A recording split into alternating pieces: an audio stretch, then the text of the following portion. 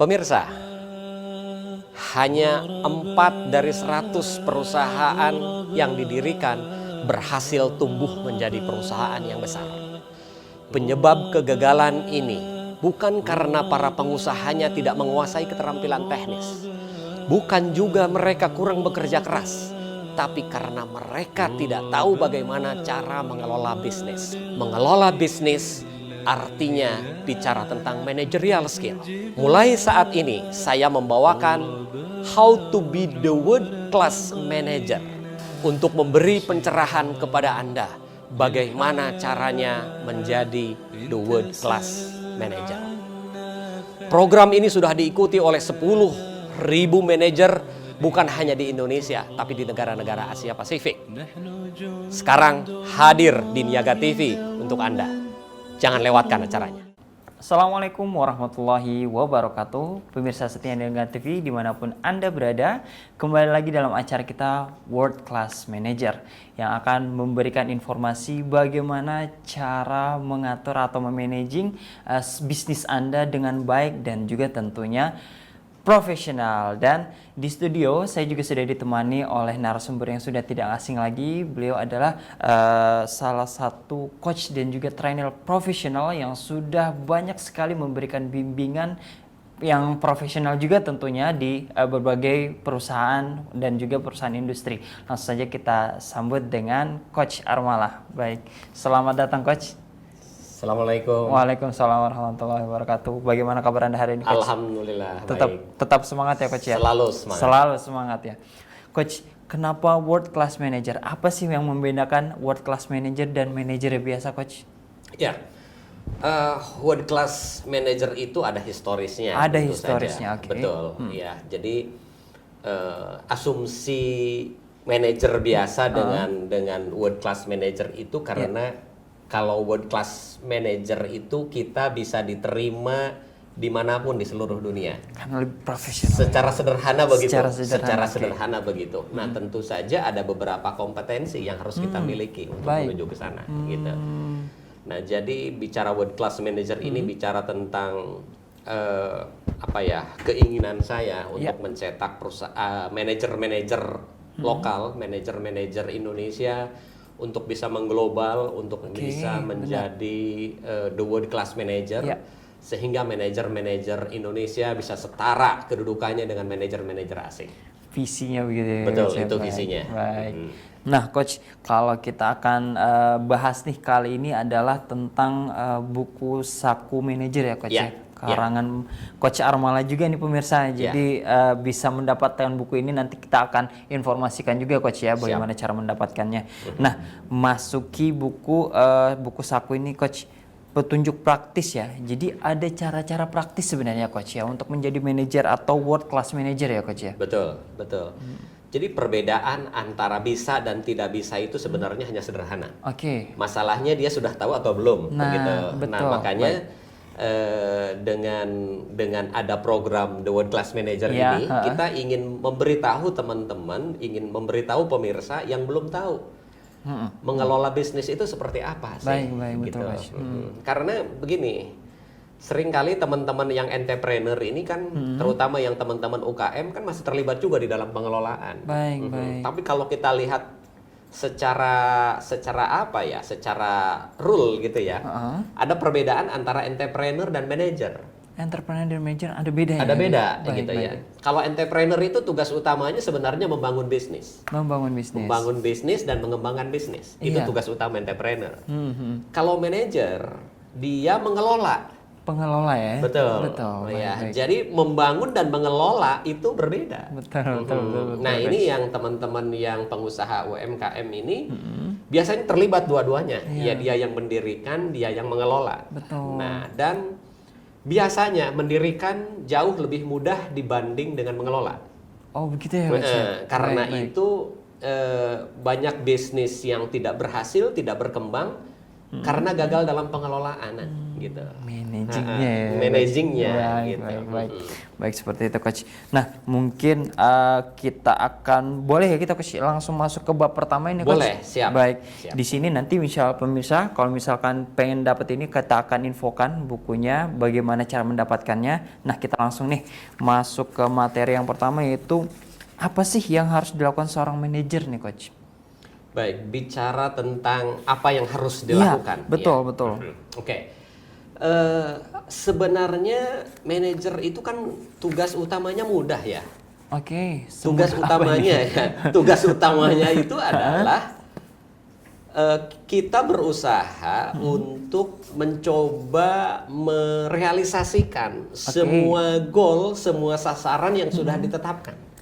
Apakah itu oleh pemilik perusahaan, apakah itu oleh atasannya. Jadi tugasnya adalah apa yang sudah ditetapkan itu harus dicapai.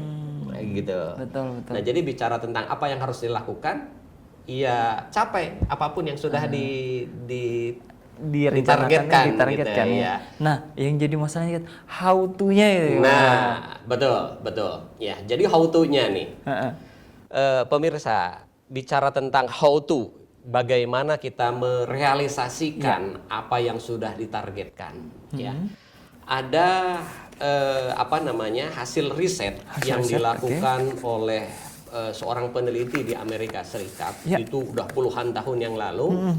Dia melakukan riset terhadap 200 manajer paling berhasil di dunia. 200 manajer. 200 manajer yang paling berhasil itu dilihat.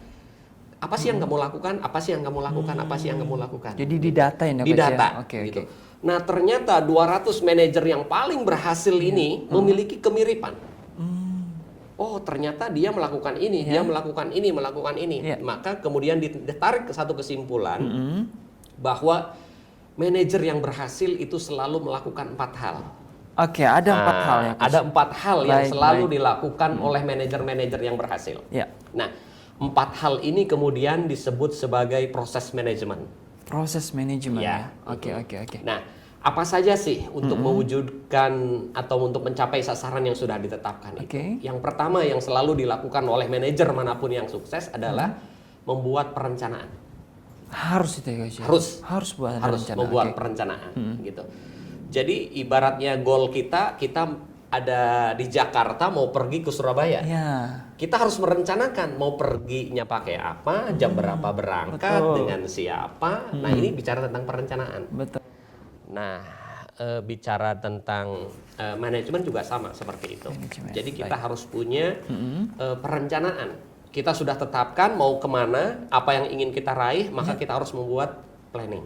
Planning ya coach. Baik. Nah, untuk membuat planning ini kadang masih banyak kendala ini coach yang harus dilakukan. Kadang kan tidak semulus rencana yang kita jalankan ya coach. Iya, betul. Nah, karena itu bukan berhenti setelah kita punya rencana. Ada 3 yang lain. Ada 3. Ini nah, baik. Saya beri gambaran besarnya dulu ya. Baik. Jadi setelah kita punya rencana, kita juga harus menyusun atau mengkoordinasi ya. Dalam bahasa manajemennya organizing. Jadi kalau yang pertama tadi adalah planning, yang kedua adalah organizing. Kita punya banyak sumber daya, ada orang, ada material, ada mesin, ada peralatan, atau apapun yang menjadi sumber daya kita harus koordinasikan.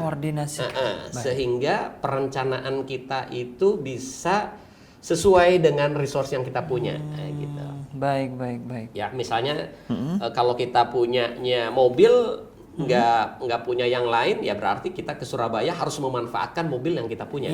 Kira-kira seperti itulah. Ya, jadi fungsi organizing di sini menyatukan itu. Nah, setelah organizing apa?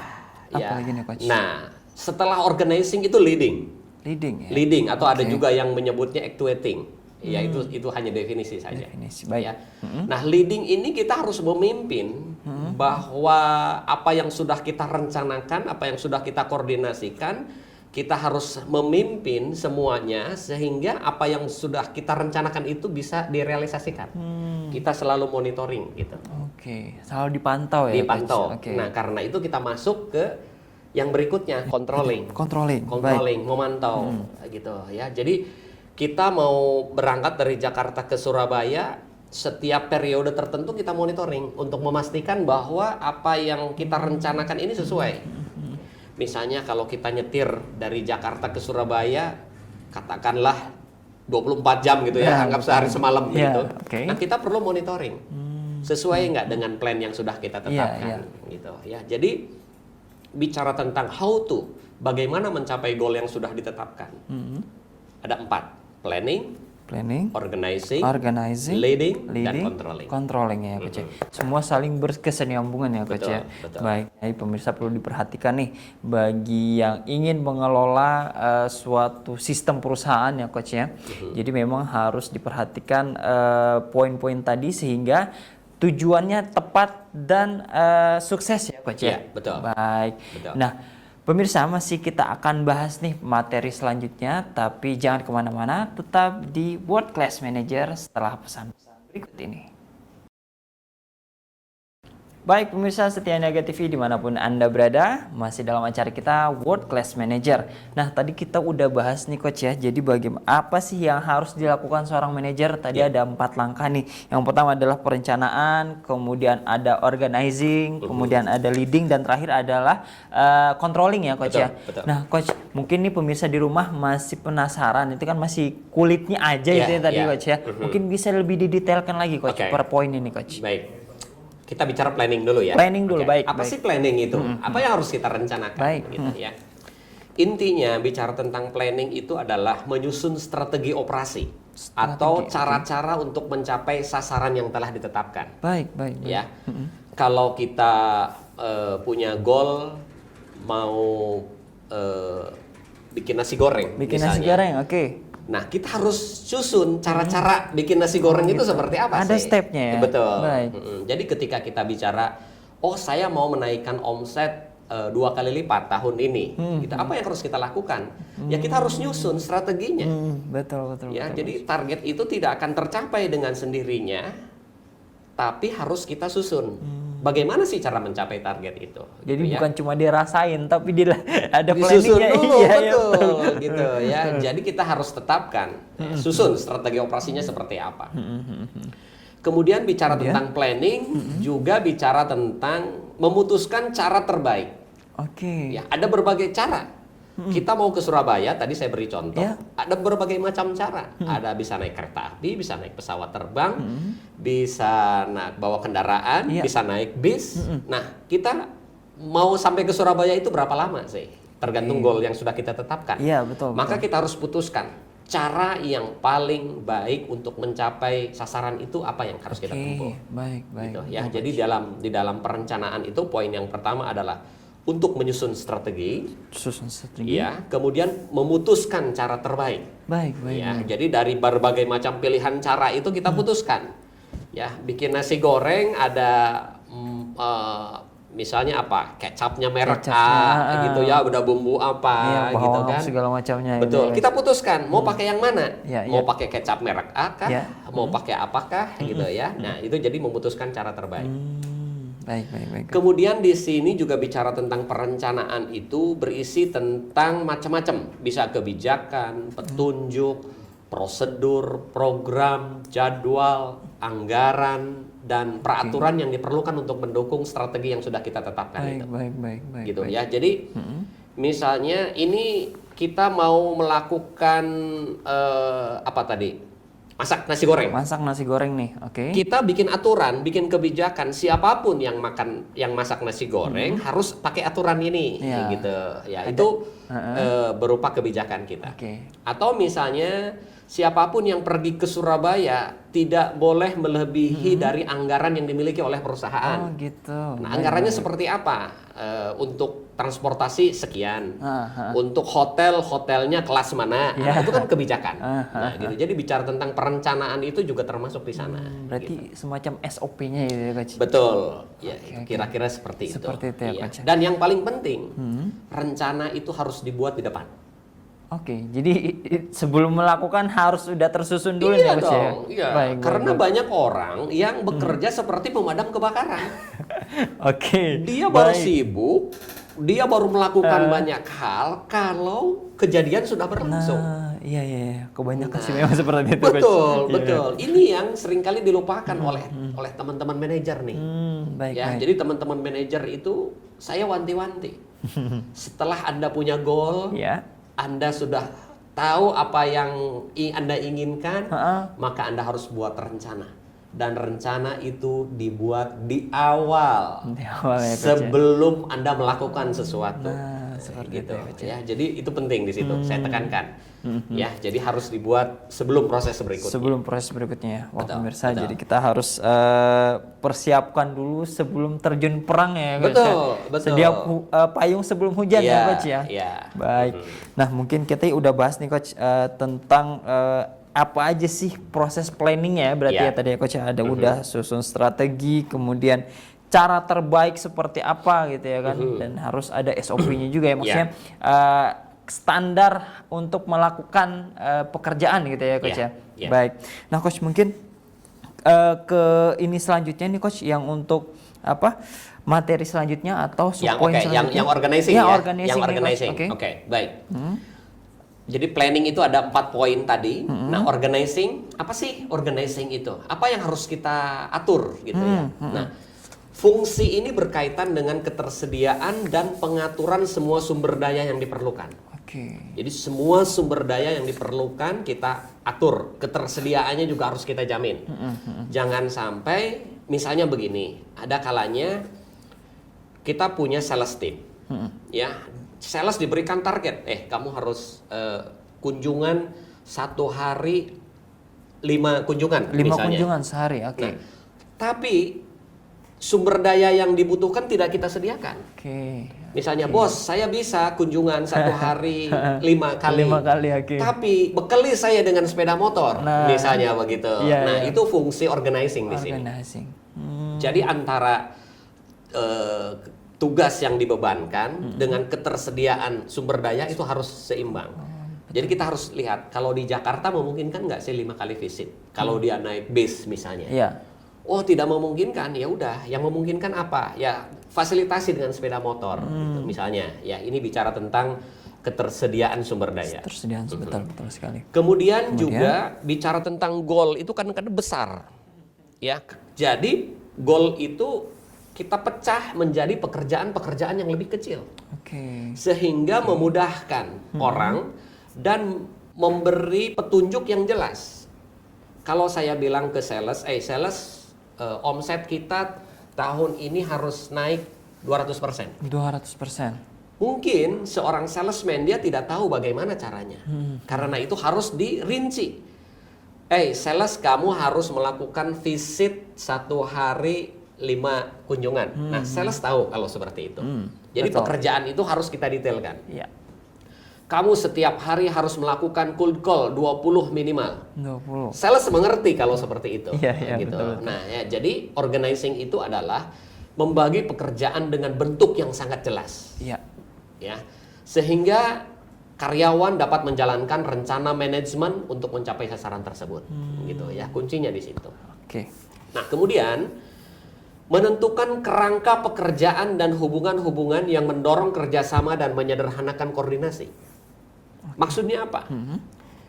Seorang sales atau seorang karyawan kan dia tidak bekerja sendirian. Iya. Mungkin ada keterkaitan dengan bagian-bagian yang lain. Iya, betul sekali, Gitu. Coach. Nah, karena itu fungsi organizing di sini dibutuhkan. Kita bikin aturan main. Oke, kalau kamu perlu uang bensin, prosedurnya begini. Iya, betul, Nah, betul. kalau kamu perlu uang parkir, prosedurnya seperti ini. Nah, kita harus mengelola itu. Jangan sampai dipersulit, gitu. Iya. Atau jangan sampai dia tidak bisa berkoordinasi dengan bagian-bagian yang relevan. Betul. Gitu. Betul. Nah, kemudian juga langkah yang keempat, untuk apa organizing ini? Organizing dibutuhkan untuk menentukan orang-orang terbaik yang ada sesuai dengan keterampilannya. Baik. Ya. Betul. Jadi orang-orang yang kita miliki ini kita koordinasikan. Oh, sebaiknya dia di sini, sebaiknya dia mengerjakan ini, gitu. Nah, betul, itu fungsi organizing. Organizing. Ya, jadi fungsi organizing ini kita mengelola orang-orang, menempatkan on the right man on the right place, Betul, bahasa betul. kerennya begitu. Ya. Kemudian kita juga mengatur budgeting, kita juga mengatur peralatan-peralatan, Iya. misalnya seperti itu, ya. Atau mungkin kalau teman-teman atau pemirsa familiar, biasanya sumber daya itu disebut dengan 4M. 4M, apa itu coach? 4M ini coach? Material, Material, mesin, mesin, kemudian method dan man. method, dan man. Aha, Oke. gitu ya, itu familiar gitu.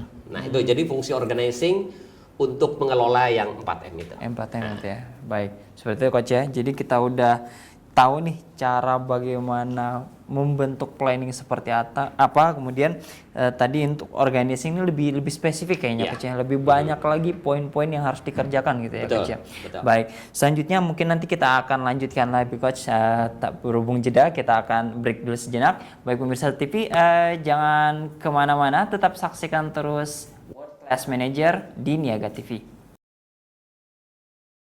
Baik pemirsa setia Niaga TV dimanapun Anda berada, masih dalam acara kita di World Class Manager dengan membahas buku Saku Manager ya, karangan dari coach kita, Coach Armala. Nah coach, kita udah sampai nih coach pada poin planning dan organizing ya. Ya. Baik, kemudian nih apa lagi nih langkahnya coach yang Baik.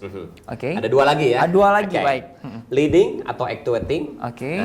Nah, apa sih yang dilakukan dalam fungsi ini? Fungsi gitu ya. ini, oke. Betul. Manajer itu harus menggerakkan organisasi. Manajer itu harus memimpin tim. Oke. Nah, jadi bicara tentang leading adalah bagaimana supaya organisasi ini bergerak. Bagaimana supaya apa yang kita rencanakan ini betul-betul dijalankan. Oke. Ya, kita perlu menggerakkan. Siapa yang menggerakkan? Ya kita, manajer. Gitu ya. Jadi ke staff, ke bawahan itu jangan hanya menyuruh, tapi kita juga aktif menggerakkan. Bagaimana supaya mereka bekerja dengan maksimal. Oke. Kemudian juga di dalam fungsi leading ini kita harus menuntun dan memotivasi karyawan sehingga mereka bisa menampilkan kinerja terbaiknya. Oke. Ya, jadi jangan sampai mereka ini kerja asal-asalan, Iya. asal kerja ngabisin waktu 8 jam di kantor, Iya. nggak ada gunanya. Nah, fungsi leading di sini diperlukan. Oh gitu. Ya, jadi kita motivasi dia Betul. sehingga potensi terbaiknya bisa keluar. Iya, betul sekali, gitu. Coach. Dan kalau semua karyawan sudah bisa mengeluarkan potensi terbaiknya, ya dengan sendirinya apa yang kita rencanakan itu akan jauh lebih mudah untuk diperoleh. Betul. Gitu. Jadi tujuannya jelas ya coach ya. Betul. Baik. Betul. Baik, untuk leading ini kadang masih apa ya coach, masih banyak fenomena yang memang dalam proses leading ini masih ada yang kita disesuaikan dengan visi-visi karyawan atau memang kepribadian mereka yang masih kurang Betul, sesuai dengan betul. ini. Bagaimana itu coach? Iya, iya. Nah, karena itu juga di sini penting bagi kita. Sebagai manajer kita harus juga bertindak sebagai pemimpin. Oke. Kita harus memimpin dengan kualitas tertentu. Baik, betul. Ya, artinya kita harus berkualitas. Memimpin bukan cuma sekedar memimpin. Iya. Bukan cuma sekedar ya asal-asalan. Iya, Kadang-kadang iya, ada yang namanya saja pemimpin, leader, manager, supervisor atau apapun namanya. Tapi dia tidak menjalankan fungsi kepemimpinan. Ya, jadi seorang manajer itu harus juga berperan sebagai seorang pemimpin. Oke. Ya, jadi dia harus memimpin dengan kualitas tertentu. Kenapa ini dibutuhkan? Iya, karena untuk menjaga dukungan dan kerjasama karyawan. Betul. Bayangkan kalau seorang manajer tidak didukung oleh bawahan, akan kerepotan, Betul, gitu ya. Ada kalanya manajer punya keinginan A, sementara si karyawan pengennya Z. Nah, ini kan bertolak belakang. Betul, Nah, betul. kalau seorang manajer punya kualitas kepemimpinan yang baik, apapun yang disampaikan oleh manajer akan didengerin oleh bawahan kita. Betul. Gitu. Nah, modalnya apa? Modalnya kita harus bisa berkomunikasi secara efektif. Intinya komunikasi ya Iya, coach ya. komunikasi secara efektif. Jadi di dalam fungsi leading ini ya kita harus bisa menjalankan fungsi ini. Gitu. Seperti itu coach ya. Ya, jadi bicara tentang leading, itu bicara tentang bagaimana kita menggerakkan organisasi dan memimpin tim, bagaimana kita menuntun dan memotivasi karyawan, kemudian bagaimana memimpin dengan kualitas tertentu, dan bagaimana kita bisa berkomunikasi secara efektif. Seperti itu coach. Ya, itu fungsi leading. Fungsi leading. Ya. Wah, jadi pemirsa, jadi poin-poin tadi bisa membantu Anda lebih bersinergi lagi dengan karyawan ya Coach ya, atau bawahan-bawahan atau tim sales Anda mungkin ya Coach ya. Betul. Baik, mungkin selanjutnya ini kita masuk ke controlling nih Coach. Controlling, oke. Baik. Controlling. Dari bahasanya kita tahu ini tuh kontrol, mengontrol gitu ya. Okay. Apa sih yang harus dikontrol? Gitu. Sebenarnya ini bagian daripada fungsi pengendalian. Ya, jadi controlling itu adalah fungsi pengendalian yang secara sadar dilakukan untuk memantau kemajuan setiap tahap. Oke, baik. Target kita dalam 1 bulan harus mencapai apa? Ya. Kita monitor hariannya, mingguannya. Jangan di akhir bulan baru kita kaget target tidak tercapai. Baik, Nah, ini fungsi controlling di sini. Ya. Pagi hari kita memberikan penugasan kepada bawahan, jangan sore hari baru ditanya tugasnya udah selesai atau belum. Terlambat, kita nggak bisa melakukan apa-apa. Nah, karena itu controlling di sini dibutuhkan. Jadi controlling itu dilakukan untuk memantau kemajuan setiap tahap, ya, setiap tahap secara periode gitu. Kemudian juga bisa berfungsi untuk mengevaluasi bagaimana rencana kerja dijalankan. Kan tadi kita bicara tentang planning.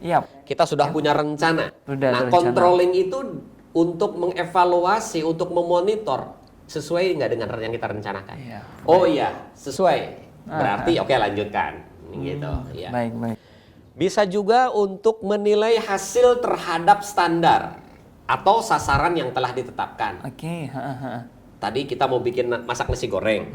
Nasi gorengnya kualitasnya seperti ini. Dicek. Sesuai nggak? Oh ya, sesuai. Terus jalankan. Gitu, ya. Jadi standar kualitas ini juga kita jaga. Baik. Kemudian juga mengukur pencapaian target. Ya, kita punya target tahunan, di breakdown menjadi target semesteran atau kuartalan, dipecah lagi menjadi target bulanan, dipecah lagi jadi target mingguan, jadi target harian. Nah, selalu kita pantau pencapaiannya bagaimana, gitu ya. Ini fungsi controlling. Nah, kemudian bagaimana kalau ternyata apa yang dilakukan tidak sesuai dengan apa yang direncanakan? Bagaimana caranya? Ini berarti kita harus melakukan tindakan koreksi. Nah, jadi controlling ini berfungsi untuk melakukan tindakan koreksi bila terjadi penyimpangan. Oh, ini nggak sesuai, dibalikin lagi. Kamu nggak sesuai, kan ini sudah dibuatin SOP-nya seperti ini. Balik lagi gitu.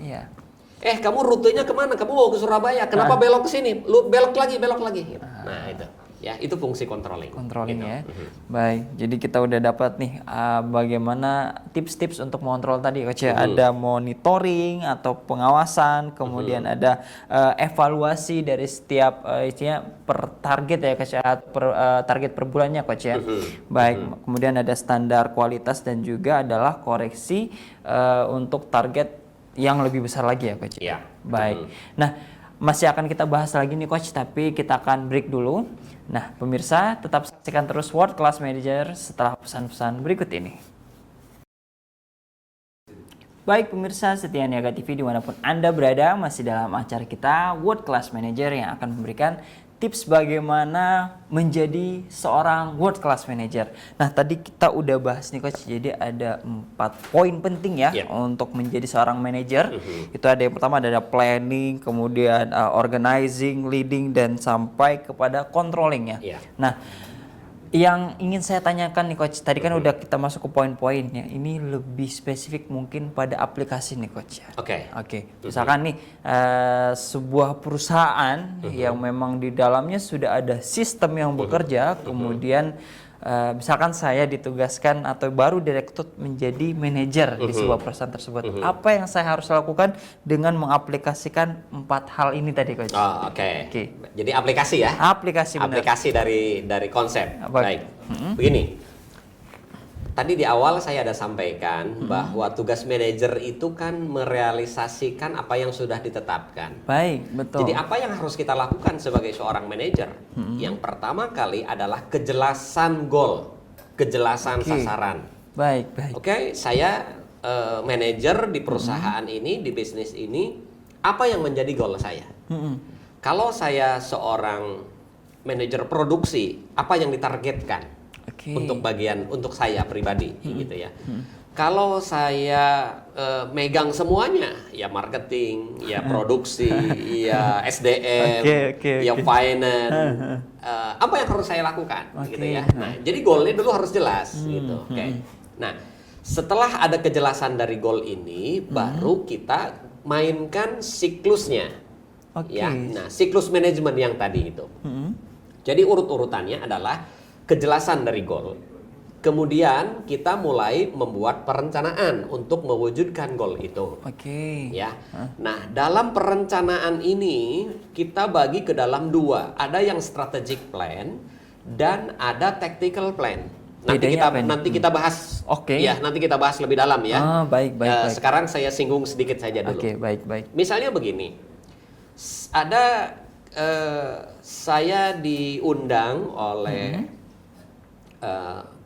salah satu pengusaha UKM di bidang busana gitu ya. Baik. Nah, dia menetapkan bahwa tahun 2017 punya target omset meningkat seperti ini. Omset meningkat. Betul. Oke. Nah, ketika saya periksa bagaimana kita bisa meningkat omset tersebut, Ya. dia tidak punya perencanaan. Pokoknya saya hanya bisa menargetkan. Saya bilang secara logika saja kita nggak bisa. Betul, gitu betul, ya. betul. Jadi harus kita rencanakan dulu. Nah, kita bicara tentang strategic plan. Oke, untuk meningkatkan omset, apa yang kita lakukan? Kalau Anda punya jaringan, sekarang punya berapa distributor? Kalau kita katakanlah punya 10 distributor, Ya. nah, kita udah bicara rasio-rasio. Rasio, Ya, oke, satu oke. distributor itu menghasilkan omset berapa sih? Gitu Iya, ya. iya. Katakanlah satu distributor menghasilkan omset 100 juta misalnya. 100 juta.